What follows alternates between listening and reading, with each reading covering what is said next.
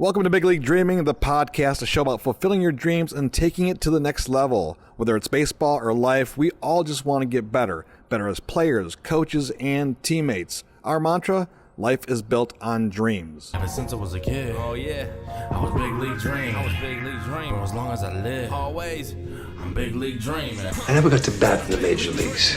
I'd have liked to have that chance, just once. To stare down a big league pitcher. Make him think you know something he doesn't. Chance to squint at a sky so blue that it hurts your eyes just to look at. To feel the tingle in your arm as you connect with the ball. To run the bases, stretch a double into a triple, and flop face first. Wrap your arms around the bag. That's my wish, Rick and Silla. Oh man, I always love that intro. Folks, thanks again for joining us here on Big League Dreaming, the podcast. I should shout it out to Ty right away. Ty, how you doing? It's been a while, and thanks for putting all the production together on this podcast for us. Yeah, of course. I'm glad to be here. Yeah, it's been way too long, so I'm super excited to be here tonight with everyone. And Zach is with us. Zach, how you doing, buddy? I'm doing well. Ready to go. Ready to go. If you're just joining us on Big League Dreaming, the podcast for the first time, I am John Gonzalez, the dad, and joining us, as you just heard, is Zach. He's the oldest. He's son number 1. And then Ty, who is son number 2. Always involved with baseball every step of the way. Son number 3, Zane, should be joining us or might be joining us a little later. He's on dog duty tonight. We'll save that podcast for another day. But this show, Big League Dreaming, is about fulfilling your dreams and taking them to the next level. And guys, Zach and Ty, I can't think of any dreams of a 11 and 12-year-old kid that the dreams of playing in the major leagues than being on the field and playing in a tournament, not just any tournament or any state tournament, but in the Little League World Series. You guys would agree, especially Zach, you and I've talked about Little League World Series the last couple of weeks. That stage has got to be so huge. Yeah, and I think when you think back to when you were 12 years old, like that's probably when your dreams are like at your peak, right? You have your whole life ahead of you. So everything's on the table. Like you could do whatever you want with your whole life. So your dreams are at the highest level at that time in your life. So the fact that they won this whole friggin' thing is amazing. It is amazing. And what he's talking about, Ty, is you've been listening to the podcast too, is, following the journey of Taylor North Little League. And Ty, you've got to admit, this has probably surprised you. I know you probably haven't been glued to the World Series like we have, but you've been probably just impressed with what these kids have been able to do. Yeah, I've been super impressed. It's been a lot of fun to watch. I've caught most of the games, and like Zach said, I can't even imagine being that age and being on ESPN prime time and seeing the replays and hearing all the analysts and announcers talking about you and seeing top 10 Sports Center top 10 plays and everything. It's got to be a crazy feeling at that age. Well, we really appreciate you folks tuning into the Big League Dream, the podcast. And today we have 2 special guests with us. They've been on the podcast before. They've been so gracious to give their time. The coaches from Taylor North Little League, who have kind of filled us in. We feel a little honored here at our podcast. This podcast with a dad and his sons to talk about dreams and baseball. To have these 2 coaches on the podcast on a regular basis to talk about how their team has done. So joining us on the podcast now is the coaches from Taylor North Little League, Rick Thorning and Guido Ulin. Coach Thorning, how are you doing? How are you holding up? I mean, last night was a big night. You were with the guest of the Tigers. Yeah, we're holding up pretty good. Everything's kind of going fast-paced right now. A lot of people keep asking, if my feet are on the ground yet, and they're really not. We got home, and the very next day I had to go back to work, and it was great. I got a good reception there at work with the lunch and everything. And, then that night we went to the Tiger game, and everything's kind of going quick. And it was red carpet for us. I mean, it was absolutely amazing. Myself and Coach Guido went down there right away, and we had 15 microphones in our face for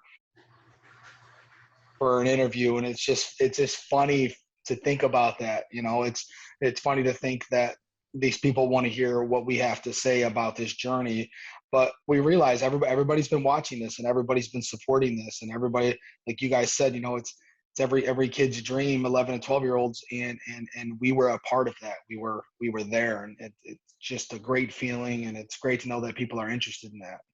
Yeah, I mean, we could sit here and talk all about just the journey and every step of the way. And we have, if folks, if you're just tuning into this podcast for the first time, please go back and listen to the previous podcast, because we really do talk about, the regional tournament, and then, game 1 and game 2. And we really kind of tell the story by listening to those podcasts. So we really encourage you to go back and listen to some of our past podcasts where you'll hear these coaches talk in real time.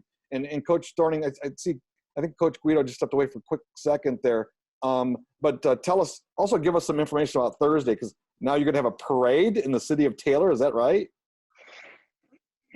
Yeah, we have a parade tomorrow that's set for 6:00. And I know Coach Guido, since he works for the head of the Parks and Recs for Taylor, he was at the meeting today. And they got a lot of stuff going on for us. They have a lot of things that for the kids and stuff. And Taylor Chevrolet and trucks, and just so many people involved in this. And I heard a number today that they're expecting possibly 20 to 30,000 people. Now, I don't know if that's true. I don't know if that's the case, but I would not be surprised if that's what happens. There's a lot of people. Like I said, it's weird. I went into 7-Eleven yesterday, and some random guy yelled "Coach" and came up and asked me for a selfie. And I'm like, sure, no problem. So, like, people were watching, people were tuned in, and I think people are happy to celebrate these kids and this victory. Coach Guido, let's go to you, because you do work for the city of Taylor there in the Parks and Rec. And Coach Guido, I mean, 20,000, 30,000 people on Thursday in Taylor, Michigan. Is that true? Could that happen? Yeah. The estimate at today's meeting was we had to kind of scramble to find a shuttle service because our park won't accommodate that kind of parking. Just doesn't have the room. So we will have to adjust and shuttle people over from the Taylor Sportsplex once that fills up. And they're estimating 20 to 30,000.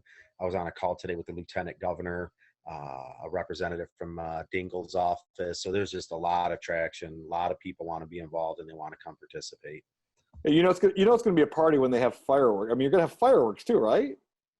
They did a pretty grand show. So the company who does our yearly festival, Ace Pyro, they're coming out to do a show. Yes, yeah, and it's going to be a pretty good size show from what I understand. Coach Thorning, so pyrotechnics, fireworks, it's going to be a little nuts. Oh yeah, I think what he's going to say there is Stoney and Jansen from 97 won the ticket. They're gonna be there in the morning, and there's going to be several other people there too. And Hungry Howie's is going to be there. I just talked to them today. We get free pizza for a year through Hungry Howie's and stuff like that. So there's a lot of cool things. A lot of people reaching out, and it really is overwhelming. It is, the phone calls and everything, and just people wanting to set stuff up with our kids. It's absolutely crazy. So we're excited for tomorrow. Zach, I'll let you step in, because I'm sure you're dying with a million questions for both of these coaches, not only as a former player yourself, a Little League player, but a former coach, and just watching these kids play on TV. What do you have for these guys?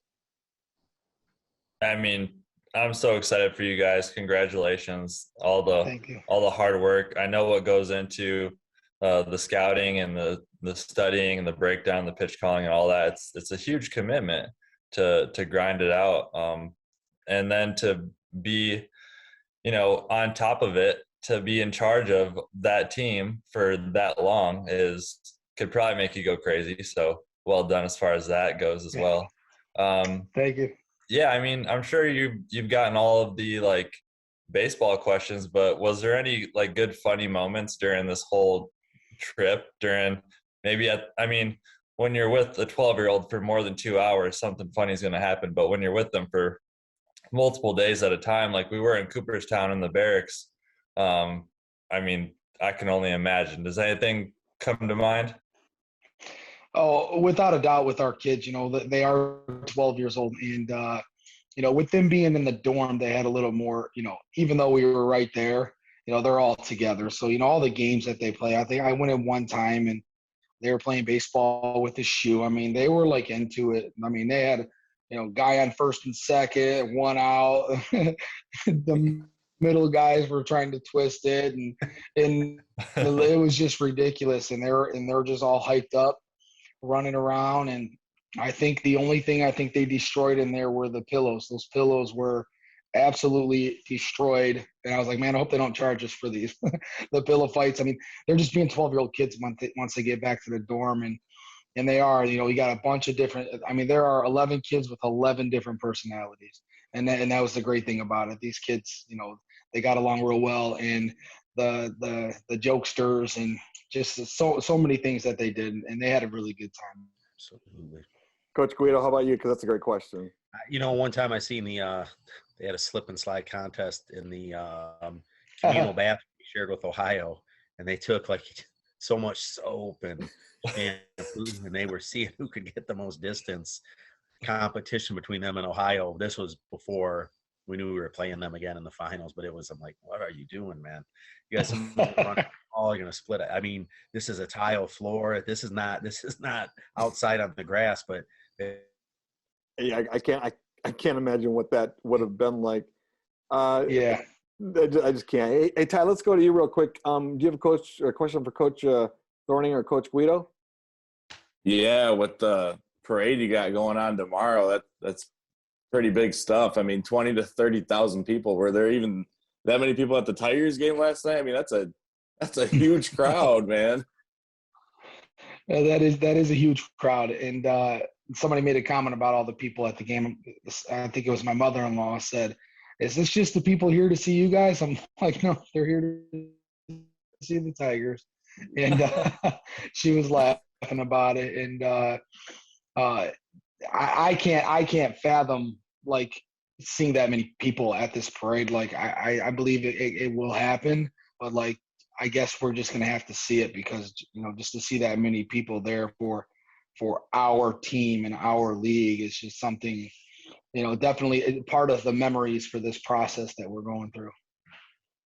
Well, we've been a part of championship teams and teams that have been successful, but the run that this team went on from Taylor North Little League 2021 to let's face it. I mean, you weren't a favorite coming into the tournament. I mean, you guys were confident as coaches. Coach Guido, you're shaking your head. Yeah, I mean, you guys weren't the favorite to win this thing. The kid from South Dakota, Gavin Weir, was the talk, right, of how dominant he was. You had Ella Bruning, who was the talk of Texas, but I think we said this on another podcast. Cam started to get a little buzz. Gavin and his lawnmower business started to get a little buzz. Gavin Ulin, your son Guido. So people were sort of talking about the Michigan team, and it seemed like you guys came kind of from that underdog, route to win this whole thing. Do you think, coaches that might have helped you in your favor to do that? We were by far, I feel, maybe fourth or fifth in most people's opinion by everything we would read and just listening. But we seen when we got there, we got to see teams practice. We got to see how they move, how they operated. And Hawaii, when we walked by, Rick and I did say, wow, they're impressive. They're technical, very, very fundamentally sound. So we knew seeing them. And then when we seen Ohio clip Tennessee, I think it was a 1-0 8-inning game. We're like, wow, there's a real opportunity here if we do things right. And that Hawaii game is the one we circled. If we got to it, it was big for us. And even though we lost the first game, Rick and I felt very good because of the way they attacked it and the way we attacked it and how the second game was going to line up if we beat Texas. I'm sure Rick would agree with that, but that's how I seen it. But we definitely were not the favorite when we got there. Coach Thorning? Oh yeah, there's no doubt about that. And I've had people ask me this question a couple of times about even in my press conference. People ask me like, you sounded really confident and you were pretty upbeat after the 2-0 loss to Hawaii.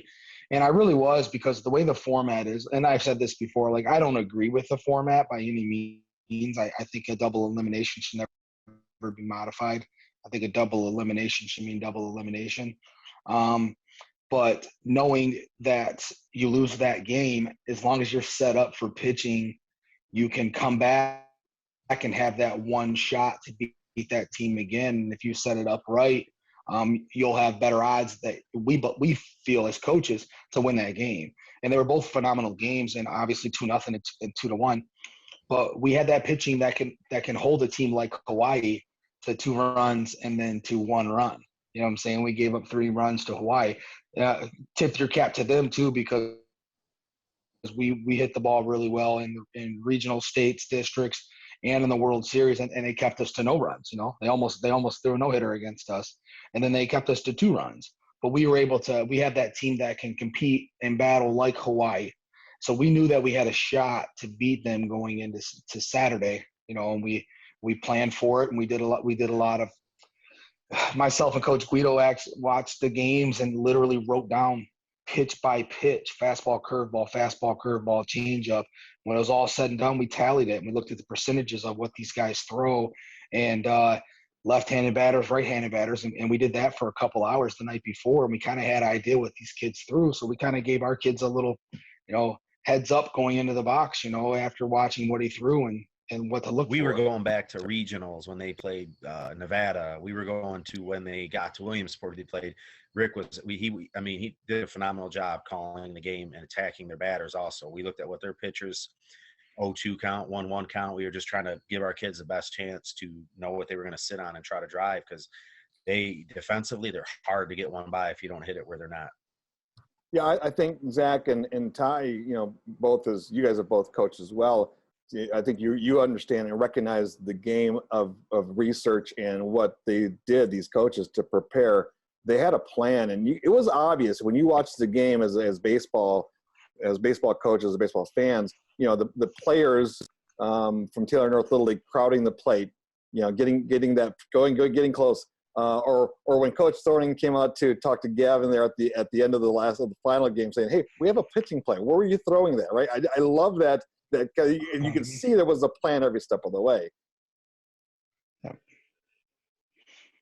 And you have to have a plan, because if you don't have an approach at the plate, if you don't have a game plan when you're out there on the mound, then that's when mistakes happen, because you just get in the flow of the game. You throw off-speed pitches and off-speed counts. You throw fastballs and fastball counts. You don't mix anything up. Hitters sit on it and they take advantage.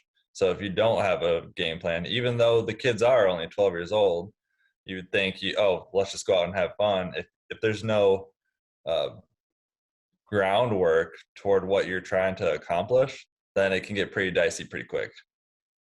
I remember specifically one game I was watching. It was like a 3-1 count with like 2 guys on, and Gavin threw a curveball. I was like, oh my gosh, this guy's throwing 3-1 curveballs. I wouldn't even do that. I was really impressed by that. We didn't want to miss with the fastball to certain batters, because they can change it with one swing. Curveball, and that's what I think Rick called I think it was the curve or the slurve on the last pitch of the game, and that kid swung fastball, and you could see the ball moved at the right time. Yeah. That was the difference in 270 and popping out the center. Well, yeah. I hate to look ahead here because you still have this big celebration on Thursday, and I almost want to talk to you like the day after that, because that seems like it could be bigger than the World Series. But looking ahead to next year, Coach Thorning, I mean, these kids are going to be 13, and you've coached in that Juniors World Series. Assuming it comes back in 2022, they're in Taylor, right? And what's in store for these kids next? What's coming up next? So myself and Coach Guido, we've been talking about this season here for many, many years, and we also been talking about the following season. We have the intermediate division, which follows this, which is 50-70, the 13-year-olds, and I did that before with my older son before he was in juniors, and we are actually 1 game away from making the World Series. We lost to Iowa 3-2 to go to California for the World Series, and it was phenomenal and it was nice. But and I know it ruffles a lot of people's feathers when I say this, but it just wasn't the same. To us, the 2 biggest years of Little League baseball is 11 and 12-year-olds, and then that 14-year-old year where you can go have a chance to go to the Junior League World Series. And us having the advantage that we are the host team, and as of 3 years ago, the host team who wins the district gets to go to the Junior League World Series. That's our goal. We want to go to the Junior League World Series, and we want to go next year with our kids. So we got to see some kids and see how they develop over the next year. We don't want to move anybody up to the 60-90 field if we don't feel they're ready. We're not going to force them up, but we think that our kids will be ready to to make that jump. And we have great kids right now in our league, that 13-year-olds that are going to be 14 that are really excellent ball players, a really, really good team. So some of the kids on this team here, they might not have to go up next year and be 7-inning starters and expected to produce like they did this year. They could go into a substitution capacity, and that's where we're looking right now. We're looking to see if that's our mission there, which we believe it's going to be, and try to make a run 2 years in a row at the Junior League World Series.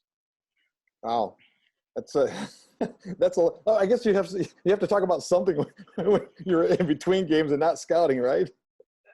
Absolutely. That's Rick's spot on. And we feel exactly. We've done this for a long time with our boys, at least, and a couple of the others. We always played them up with older boys, always. Fall ball, we never let them play their age. We always made them play up a couple of years. And they would do well. They had success, but they'd have failure too. They would understand what a good curveball looked like. They knew what an elite fastball looked like quickly. And they could identify and adjust to go practice on how to adjust and hit those things. They had to learn how to run bases differently because the catchers could throw you out from their knees, as opposed to, just every time you get on base, you're going to steal a base. So we felt that we really prepared them well by playing with older boys when they were 7, 8, playing with the 9, 10-year-olds. And then it's just that preparation. We feel they could do it next year too. Yeah, that's a really good point. This podcast is about big league dreaming, and part of getting better and fulfilling your dreams is to test yourself. Ty, you would agree, right? Because you've played up before, and you probably believe in what Coach Guido just said of testing yourself and pushing yourself, right? Oh yeah, absolutely. I mean, just after hearing him say that, memory popped up like right in my head.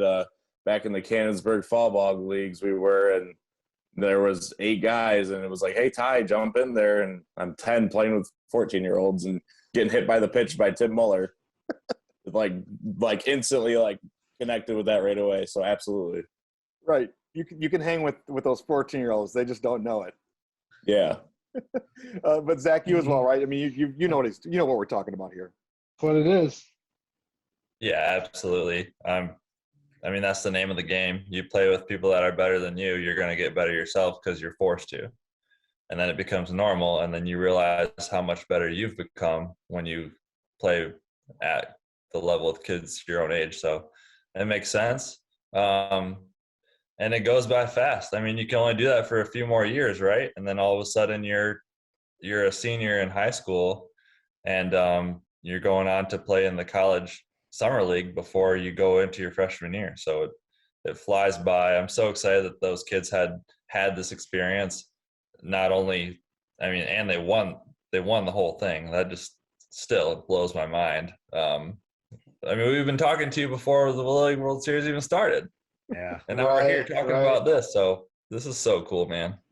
Yeah. Great experience.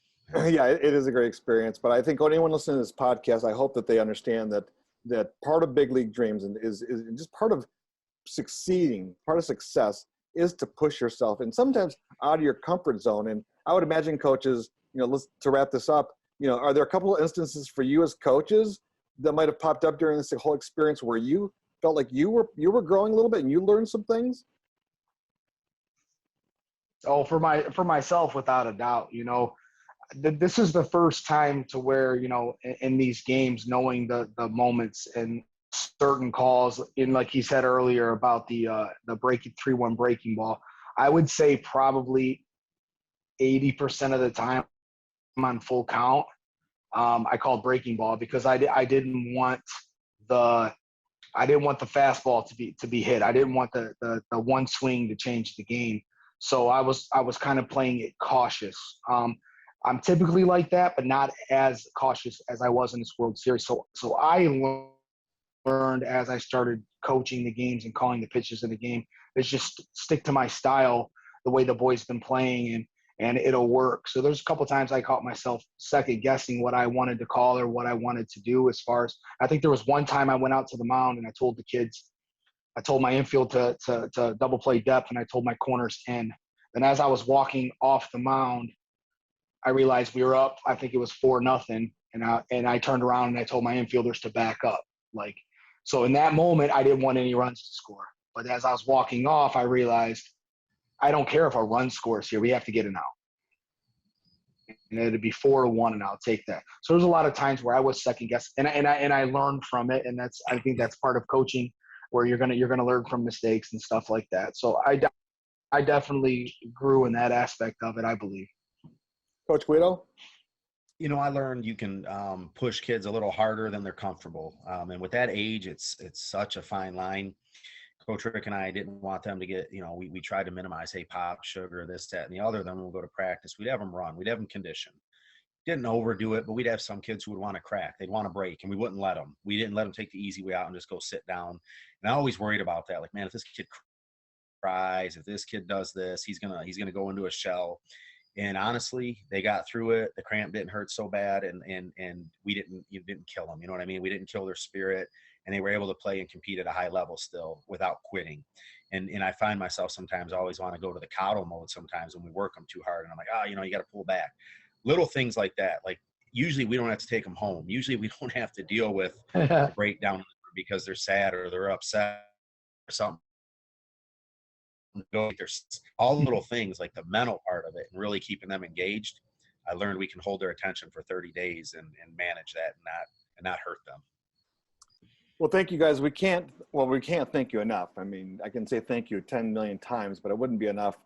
But thank you for giving our listeners a chance, a little glimpse, a behind the scenes look at what it takes to have a World Series, a Little League World Series championship right in the state of Michigan. It's been great to follow the journey. We will continue to follow if that's okay with you guys. Catch up every once in a while, maybe talk in the off season about what you guys are doing in training and different aspects of the game as we all try to improve our games, either as players or as coaches, or even fans too. I'm sure your fans, if we talk to them, they probably learned a lot about what it's like to be a good parent and a good fan, because that's also an important part of growth in baseball as well. So thanks again, coaches, for your time, and we'll see you in Taylor, Michigan, right? Or somewhere else. All right, man. Hey, thank you, guys. Thanks, guys. Thanks, Coach. Thank you, guys. Thanks, we appreciate guys. it. Thank you. All right, guys. We'll see you. We'll see you. Again, folks, thanks for joining us here on Big League Dreaming, the podcast. Zach, Ty, I mean, what a great thing to have for the state of Michigan, but also for the podcast too, to get this chance to talk to these guys. Yeah, and they're such good guys too. Like, you can just tell that they're really good with the kids. You don't even have to watch one of their games. You can just hear it in their voices, right? So it's really neat to have people like that representing the state of Michigan, and in a positive way. So I really like that. And I think also to represent coaches in general too, because I think people sometimes have different, misconceptions of coaches and good coaches and bad coaches. Because I think some people would think are good coaches aren't that good, and some that they think are bad are actually really good. You know what I mean? So they just, like you said, they just seem genuine. They care about the kids. They care about the game, and playing the game the right way. Ty, it was fun to have you on the podcast with us, buddy.